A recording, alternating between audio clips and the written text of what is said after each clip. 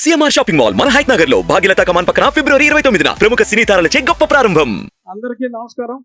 ముందుగా ఇప్పుడే ఇక్కడికి వచ్చిన పెద్దలు చంద్రబాబు నాయుడు గారికి, పవర్ స్టార్ పవన్ కళ్యాణ్ గారికి, తెలుగుదేశం రాష్ట్ర అధ్యక్షులు అచ్చెన్నాయుడు గారు, నా ప్రియ మిత్రులు నందమూరి బాలకృష్ణ గారికి, ఇంకా నాదెండ్ల మనోహర్ గారు, ఇంకా వేదికను అలంకరించిన ఎందరో మిత్రులు, స్నేహితులు, సన్నిహితులు అందరికీ కూడా నా హృదయపూర్వక నమస్కారాలు.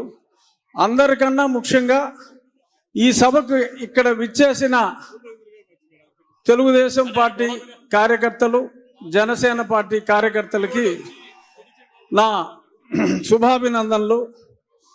చాలామందికి డౌటు, అసలు వీడు ఎందుకు వచ్చాడు ఇక్కడికి? తెలుగుదేశంలో లేడు, జనసేనలో లేడు, ఇంకా ఏ పార్టీలో చేరలా. మొన్నే దరిద్ర పార్టీని వదిలేశాడు.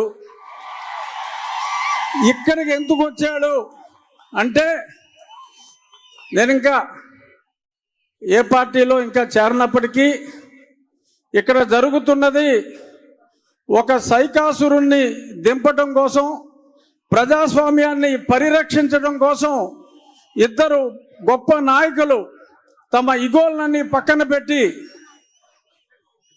ఒక స్టేజ్ మీదకి వచ్చి ఆ దుర్మార్గుణ్ణి అంతం చేయడానికి, ప్రజాస్వామ్యాన్ని రక్షించడానికి వచ్చారు.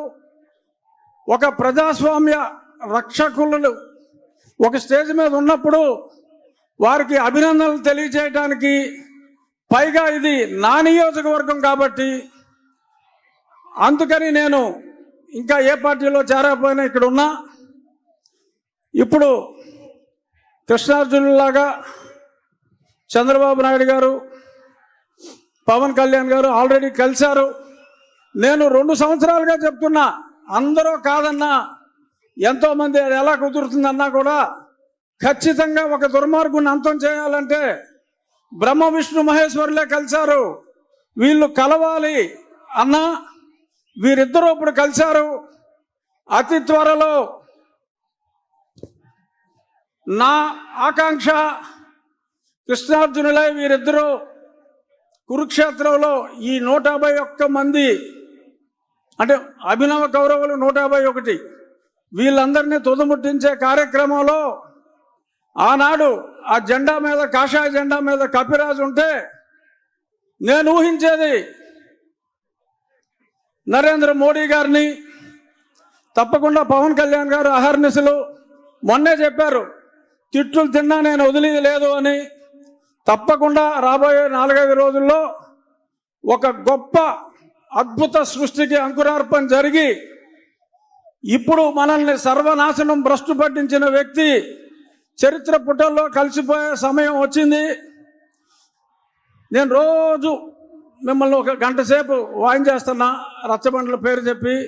ఆ చెప్పినవన్నీ కాకుండా మనకి అమరావతిని సర్వనాశనం చేసిన ముఖ్యమంత్రి 3 క్యాపిటల్స్ అన్నాడు, ఏది అడ్రస్ లేదు.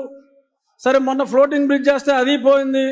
కుప్పానికి నీళ్ళు ఇచ్చాడంటే అది వినోదం సినిమాలో ఊటీటీ బ్యాంక్ లాగా అలా గేటు పెట్టి మళ్ళీ పట్టుపోయారు. అంతా మోసం, దగా. రాజధాని లేని ఈ రాష్ట్రానికి ఈ ముఖ్యమంత్రి తీసుకొచ్చిన ఒక ఘనత ఏంటంటే, ఆంధ్రప్రదేశ్ని ఒక క్యాపిటల్ చేశాడు. దేనికిరా అంటే డ్రగ్ క్యాపిటల్ ఆఫ్ ఇండియా చేశాడు. ఎక్కడ ట్రక్ దొరికినా అది ఆంధ్రప్రదేశ్ నుంచే బయలుదేరుతుంది.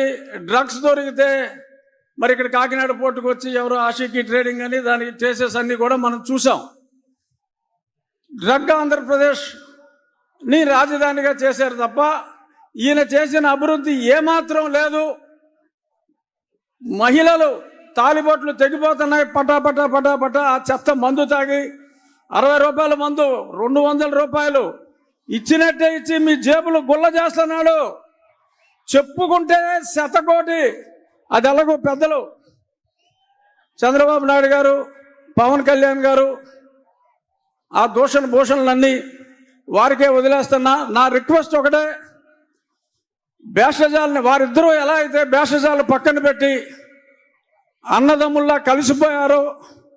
ఇక్కడున్న తెలుగుదేశం, జనసేన నాయకులు, కార్యకర్తలు అందరూ కూడా చిన్న చిన్న డిఫరెన్సెస్ ఉంటాయి, కానీ మనం సర్దుకుపోవాలి. ఎవరెవరయ్యో లేఖలు రాస్తూ ఉంటారు, ఆ లేఖల్ని పట్టించుకోవద్దు.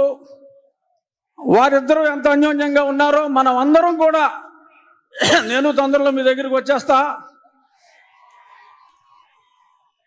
ఎప్పుడు మా ఈ సాక్షి పేపర్లో ఇంట్లో రాస్తూ ఉంటారు, ఊరికనే ఆయన టికెట్ ఇవ్వడు, ఈయన టికెట్ ఇవ్వడు, ఆడ పని అవుట్ అని మాట్లాడుతూ ఉంటారు. వాళ్ళిద్దరు ఎదురుగుండానే చెప్తున్నా, మళ్ళీ నరసాపురంలో ఇదే కూటమి నుంచి నేను పోటీ చేస్తున్నా. ఇంతకంటే పెద్ద సభ మళ్ళీ వారిద్దరి సమక్షంలోనే అప్పుడు నేను కండక్ట్ చేస్తా. ఇప్పుడు నేను వెనకాల ఉన్నా, అప్పుడు నేను ముందుంటా, నేను కండక్ట్ చేస్తా. ఎందుకంటే ఇప్పుడు నేను ఏ పార్టీలో లేను కాబట్టి వెనకాల ఉన్నా.